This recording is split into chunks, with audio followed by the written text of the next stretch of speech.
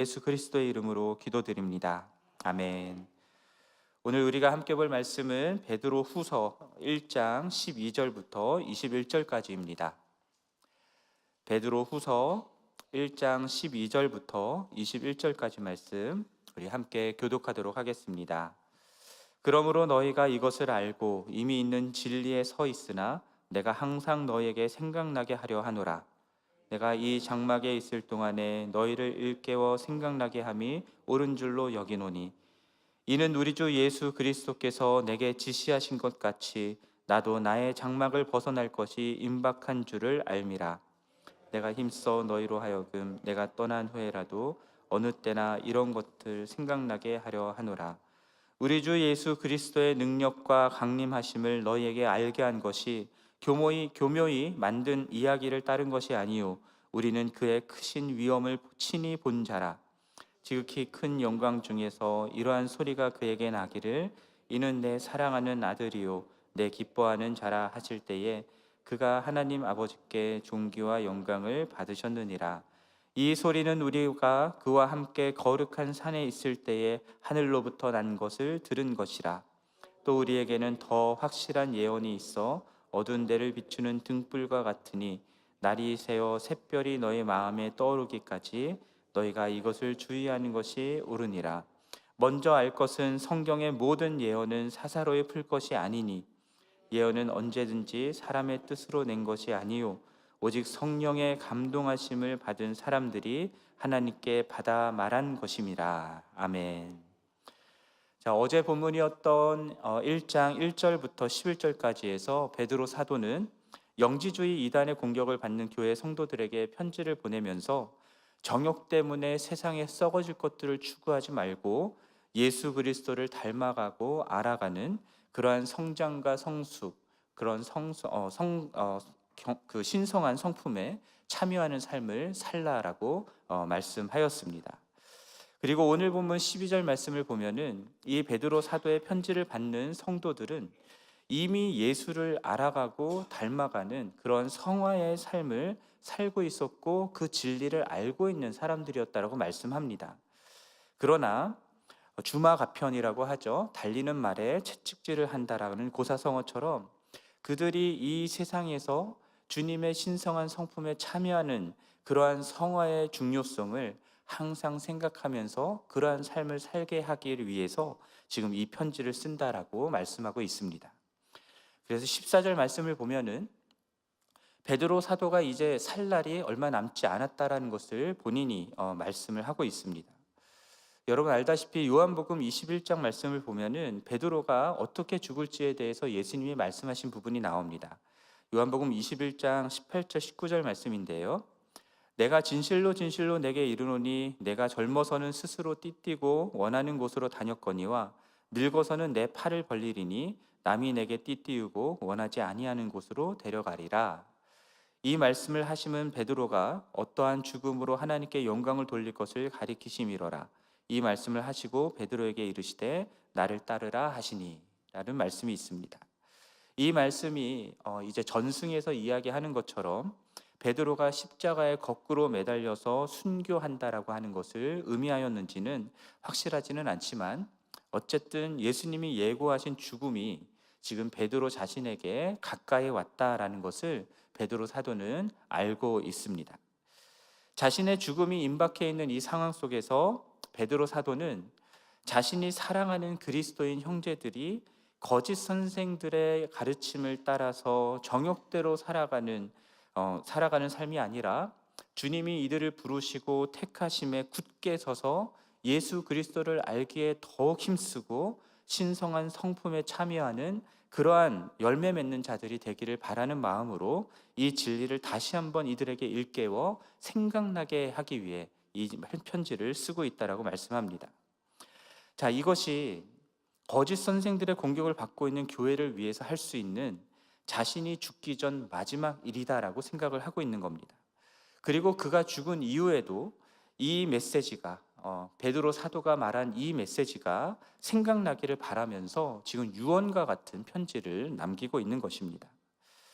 성도들이 영적으로 자라는 것, 예수 그리스도를 닮아가고 알아가는 것, 그렇게 성화의 삶을 살아가는 것, 이것이 베드로 사도가 이 그리스도의 형제들에게 강조해서 말하고 있는 너무나 중요한 부분이다라는 사실을 우리가 알 수 있는 대목입니다. 개인적으로 말씀을 전하는 사역자로서 제가 마지막 유언과 같은 설교를 한다고 한다면 여러분 앞에 어떠한 말씀을 전할까라고 생각을 해봤습니다. 예수를 닮아가는 제자 공동체, 그런 공동체를 세우기를 힘쓰라라는 말씀을 전하지 않을까라는 생각을 해보았습니다. 왜냐하면 우리들이 이 세상에서 예수 그리스도를 믿으며 살아가는 삶 속에서 너무나 중요한 것이 예수 그리스도를 알아가고 닮아가며 성화의 삶을 살아가는 부분이기 때문입니다. 그러면 우리가 예수 그리스도를 알고 닮아가며 거룩한 삶, 신성한 성품에 참여하는 그러한 삶을 살아가야 될 이유가 무엇입니까? 그것은 예수 그리스도께서 영광 중에 다시 오실 것이기 때문입니다. 하나님의 나라, 새하늘과 새 땅이 온전히 이루어지는 예수 그리스도가 다시 오시는 그날이 반드시 올 것이기 때문입니다. 베드로 사도는 성도들에게 이것을 가르쳤던 겁니다. 예수가 다시 오신다. 그러니 거룩한 삶을 살아야 된다. 이것을 가르쳤던 것입니다. 그것을 16절 말씀 앞부분에서 뭐라고 얘기하냐면 주 예수 그리스도의 능력과 강림하심을 알게 하였다라고 말씀하고 있어요. 예수 그리스도의 능력이라 함은 예수가 하나님 아버지께 존귀와 영광을 받은 자로서 하나님 나라를 다스리는 그리스도이심을 말씀하는 것이고요. 예수 그리스도의 강림하심은 부활 승천하신 예수 그리스도가 이 그리스도 왕으로서 다시 오실 그 재림을 말씀하고 있는 겁니다. 그러니까 부활 승천하신 예수 그리스도가 하나님 나라를 완성하는 왕으로서 반드시 다시 오실 것이기 때문에 그날이 오기까지 그리스도인 성도들은 어떻게 살아야 된다라는 겁니까? 이 세상 속에서 하나님의 자녀요, 하나님의 백성으로서 거룩한 삶을 살아야 된다라는 겁니다. 예수 그리스도를 알아가고 닮아가는 그러한 성화의 삶을 살아내야 한다라는 거죠.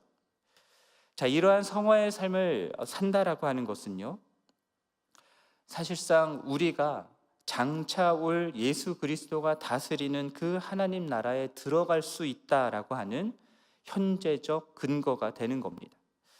이 세상에서 자기 정욕대로 방탕하게 죄지으며 아무리 막 살아도 예수를 믿으니까 구원받을 수 있다?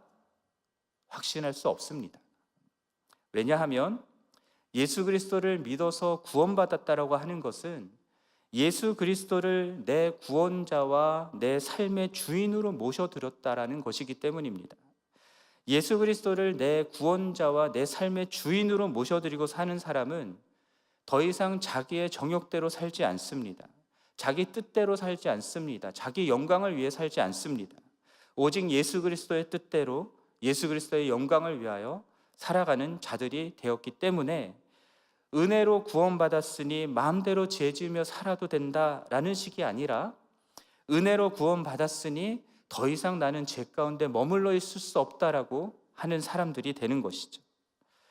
그런데 이러한 교회 가운데, 성도들 가운데 거짓 선생들이 들어온 겁니다. 들어와서 무엇이라고 말하냐면 이제 뒤에 나오는 내용들 속에서 확인할 수 있지만 예수 그리스도가 아직도 다시 오지 않았다라는 겁니다. 그러니 베드로 사도와 같은 사람들이 말하고 있는 예수 그리스도가 능력과 강림하심으로 올 것이다라고 얘기하는 그 말은 교묘히 꾸며낸 이야기다라는 거죠. 그러니까 너희들이 애써 거룩하게 살 필요가 없다라는 겁니다. 이 세상에서 너희들 마음대로 정욕대로 살아도 괜찮다라는 겁니다. 그러나 베드로 사도는 분명하게 이야기합니다.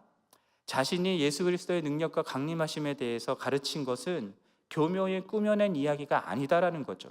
그리고 그렇게 말하는 근거를 두 가지로 제시합니다. 오늘 본문 속에서 첫 번째는 무엇이냐면 본인이 직접 경험한 예수 그리스도의 크신 위엄을 친히 보았던 그 사건을 이야기합니다. 그리고 다른 하나는 무엇이냐면 성경의 예언이, 확실한 예언이 있다라는 겁니다. 16절 후반절에서 그는 예수 그리스도의 크신 위엄을 친히 보았다, 직접 보았다라고 말을 하고 있죠. 그리고 그 사건은 어떤 사건이냐면 17절과 18절에서 말하는 그 사건인데요. 우리가 잘 알고 있는 변화산 사건입니다. 여러분, 베드로는 무리를 걷는 기적도 경험을 했고요. 오병이어의 기적도 경험을 했고요. 폭풍을 잠잠케 하시는 예수님도 경험을 했습니다. 예수님의 말씀대로 그물을 던졌을 때에 그물이 찢어질 것처럼 많이 잡히는 그런 기적도 경험을 했고요. 이 모든 경험들에 근거해서 그는 예수가 그리스도이심을 증거했던 사도가 되었습니다.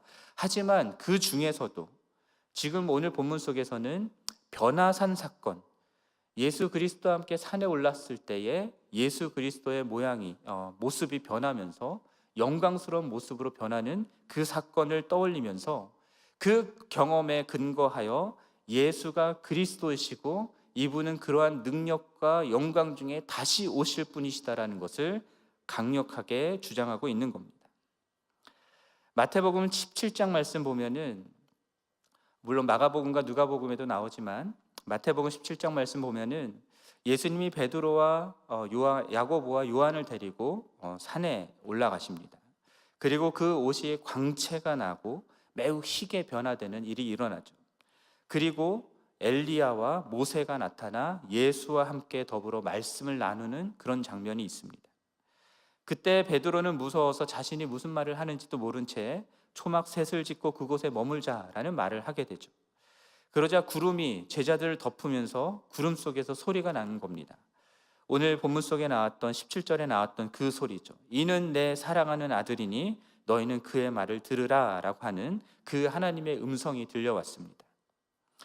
이것을 친히 경험한 베드로는 이 변화산 사건을 생각을 하면서 17절 후반절에서 말하는 것처럼 예수님이 하나님 아버지께 존귀와 영광을 받으셨다라고 증언하고 있습니다. 여러분, 예수님이 변화산에 제자들을 데리러 올라가기 엿새 전에 무슨 말씀을 하셨는지 아십니까? 변화산 사건이 있었던 그 기록 바로 앞에 있는 내용을 보면요, 죽기 전에 하나님의 나라가 권능으로 임하는 것을 볼 자가 있다라고 말씀하셨습니다. 그러니까 변화산에 올라갔던 그 사건은요, 예수 그리스도가 왕으로 다스리는 하나님의 나라가 권능으로 임할 것을 미리 맛본 사건이었습니다. 베드로는 이 사건을 생각할 때마다 예수가 하나님으로부터 존귀와 영광을 받으신 능력의 그리스도로서 하나님 나라를 완성하시기 위해 그 영광스러운 모습으로 다시 오실 것이다라는 것을 확신할 수 있었던 것이죠.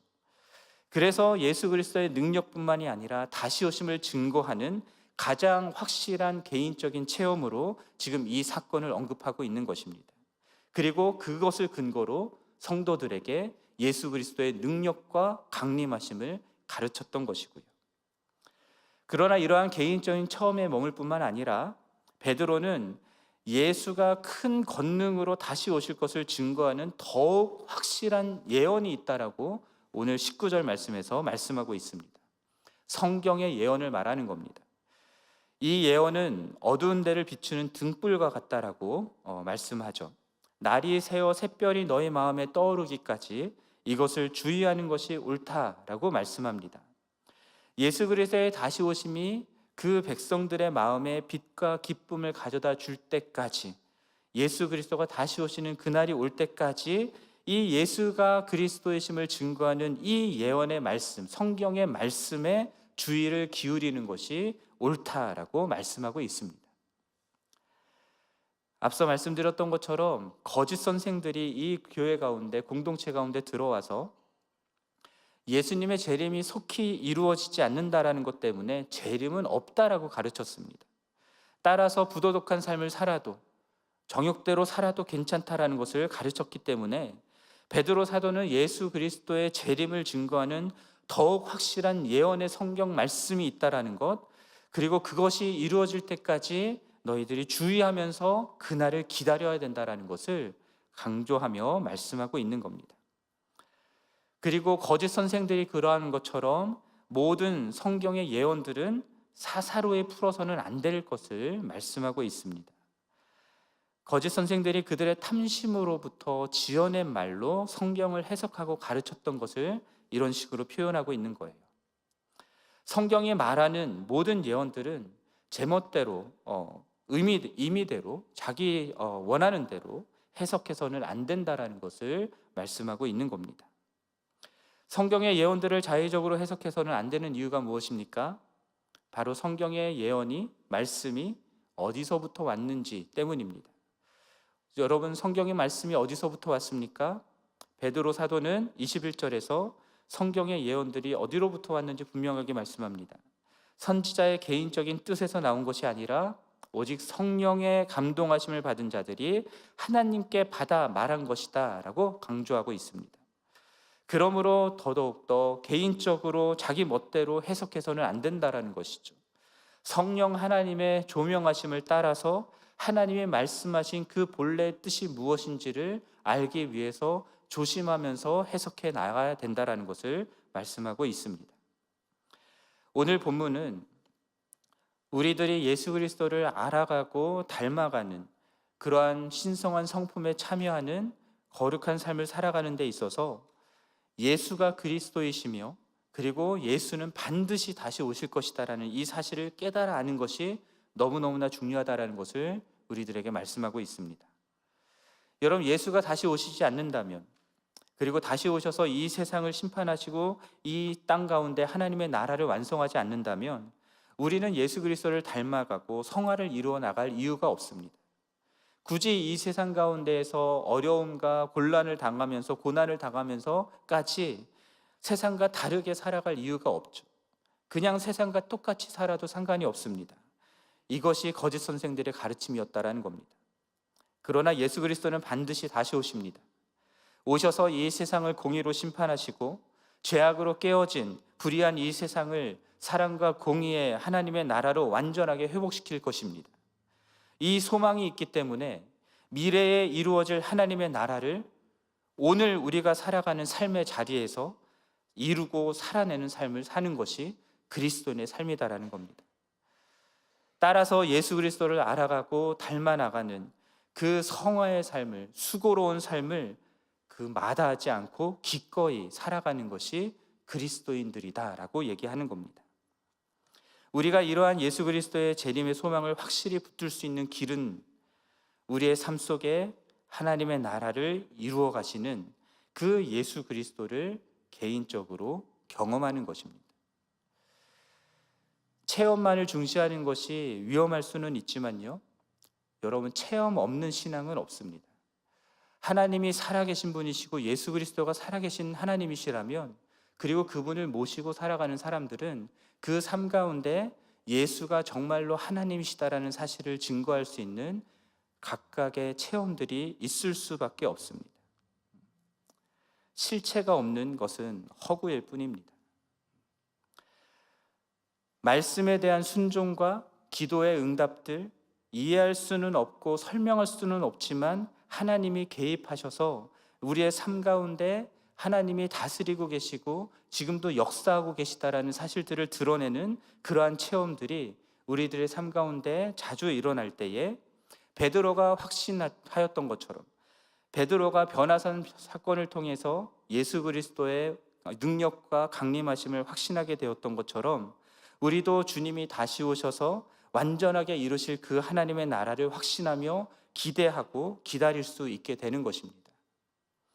그러나 우리의 개인적인 신앙 체험에만 머물러서는 안 되죠. 그거는 너무나 주관적이기 때문입니다. 더욱더 확실한 근거를 붙잡아야 됩니다. 무엇입니까? 성경 말씀입니다. 성경 말씀을 통하여서 예수 그리스도를 더 깊이 알아갈 때에 우리는 또한 다시 오실 예수 그리스도를, 그리고 그분이 회복하실 하나님의 나라에 대한 분명한 청사진을 가질 수 있게 될 것이고, 따라서 더욱더 구체적이고 분명하게 주님의 다시 오심을 기다리며 기대할 수 있게 되는 것입니다. 이를 위해서 오늘 본문에서 말씀했던 것처럼 여러분, 성경을 자의적으로 해석하지 않고 성령께서 우리에게 말씀하고자 하시는 대로 그대로 이해하고 해석하는 것이 필요한 거죠. 목회자와 설교자가 그렇게 여러분들께 말씀을 전해야 되는 것은 당연한 것이고요. 그래서 저도 성경을 정확하게 해석하기 위해서 많이 노력을 합니다. 하지만 이것이 목회자들만의 몫은 아닙니다. 성경을 읽고 해석하는, 자의적으로 해석하지 않고 해석할 수 있는 그런 능력은 모든 성도들이 갖춰야 할 능력입니다. 그렇지 않다면 베드로 사도가 오늘 이 편지를 받는 성도들에게 성경의 예언이 사사로이 해석될 것이 아니다라는 그러한 말씀을 할 필요가 없었을 것입니다. 그러므로 여러분들께 부탁드립니다. 여러분, 인터넷에 올라오는 잘못된 종말론에 대한 설교나 음모론적인 성경 해석 등 그런 것들에 무분별하게 빠지지 않으시기를 바랍니다. 여러분 스스로가 날마다 성경을 읽고 묵상하는 일에 힘쓰시기를 바라고요. 성경을 올바르게 이해하고 해석할 수 있는 그러한 훈련을 받으시고 여러분이 정말로 하나님의 말씀을 온전하게 해석할 수 있게 되는 능력을 갖출 수 있도록 노력하시기를 부탁드립니다. 여러분, 예수님이 다시 오시긴다라고 말씀하신 지 벌써 2000년이 지났습니다. 앞으로도 언제 오실지 알지 못하는 상황에서 우리는 지금 신앙생활을 하고 있습니다. 그러나 여러분 분명하게 믿으십시오. 그분은 다시 오실 것입니다. 오늘 우리의 삶 속에서 그분의 다스림을 체험하고 말씀의 확실한 가르침을 받아서 더욱 확신을 갖게 되시기를 바라고 주님 다시 오시기를 더욱더 소망하는 여러분 되기를 간절히 바랍니다. 그리고 이 소망 때문에 주님 앞에 서게 되는 그날까지 예수 그리스도를 알아가고 닮아가며 신성한 성품에 참여하는 자들로 변화되어가는 그러한 성화에 힘쓰는 우리 모두가 되기를 주님의 이름으로 간절히 축원합니다. 함께 기도하겠습니다. 하나님, 오늘 베드로서 말씀을 통하여서 베드로 사도가 유언과 같이 우리에게 강조하여서 생각나게 하였던 그 말씀을 생각해 보았습니다. 그가 예수 그리스도의 능력과 강림하심을 알게 하였던 것처럼 주님, 우리의 삶 가운데 주님을 더욱더 깊이 알아갈 수 있도록 은혜를 베풀어 주옵소서. 개인의 체험을 통해서 더욱 주님의 말씀을 통하여서 주님을 알아가고 주님을 닮아가며 주님께서 다시 오실 참 하나님이시며 그리스도이심을 믿는 믿음으로 또한 소망으로 살아가며 성화를 이루어가는 우리 모두가 될 수 있도록 은혜를 베풀어 주시옵소서. 이 모든 말씀 우리 주 예수 그리스도의 이름으로 기도드립니다. 아멘. 하늘에 계신 우리 아버지여, 이름이 거룩히 여김을 받으시오며 나라가 임하시오며 뜻이 하늘에서 이루어진 것 같이 땅에서도 이루어지이다. 오늘 우리에게 일용할 양식을 주시옵고 우리가 우리에게 죄 지은 자를 사하여 준 것 같이 우리 죄를 사하여 주시옵고 우리를 시험에 들게 하지 마시옵고 다만 악에서 구하시옵소서. 나라와 권세와 영광이 아버지께 영원히 있사옵나이다. 아멘. 계속해서 개인적으로 기도하시고 돌아가시겠습니다.